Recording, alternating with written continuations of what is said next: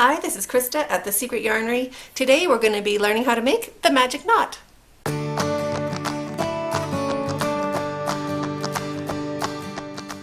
To make the magic knot, just work towards the end of your yarn, or if you need to cut it, just cut your yarn. You need maybe 3 or 4 inches of yarn left.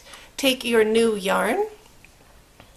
So I lay out my work, my old yarn going in this direction, and my new yarn coming across the other way. You don't have to do that, but it just helps. It makes sense to me in my head. So you lay your old yarn across your new yarn and poke it underneath so it comes back, going around that new yarn like that, and poke it through that circle to make a simple knot. Then you pull it around your new yarn really tight, give it a good tug, and then you do the same thing with your new yarn around your old yarn. So lay it over top, poke it underneath and back,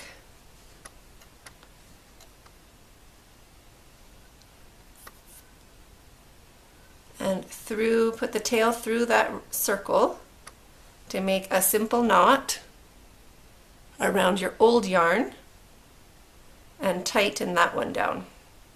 Give it a good pull, and pull that one again too. Good. Now take your new yarn and your old yarn and pull them, and that'll slide those 2 knots together like that. And now pull this one. Make sure it's nice and snug.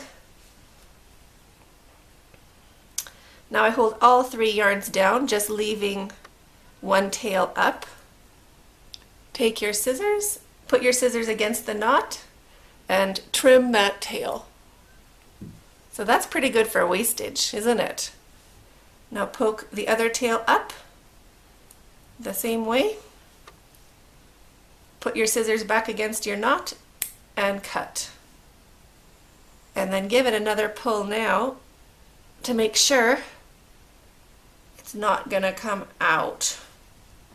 There we go. And that was the only waste we had with the magic knot. Now we're just gonna keep going with our crochet and work in that knot into our work. So I'm just doing double crochets. I'll just show you. See, mine's right at the top of that stitch. Sometimes you're lucky and it goes into the stitch. You can poke it right along up inside those stitches. Let me just get back to the other side. I'll show you what it looks like when we have gone over it with our next row. So now we've gone over it. You can see it's still poking out a little bit wherever it is. So you can just get your hook or a needle or something and poke it back inside whatever stitch it can hide it. We can get it right underneath that. I wish I used my needle.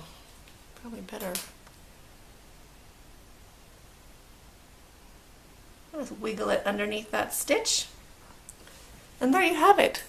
No ends to sew in. Great way to join, and no wasting of your yarn. We only used or wasted that much yarn. So it's a really good technique, and it doesn't feel particularly like a knot. I mean, I guess kind of it does, but kind of it doesn't. It feels kind of just like a regular double crochet. So I hope you enjoyed this video. If you did, please like, subscribe, and share. And thanks for watching. Stay hooked.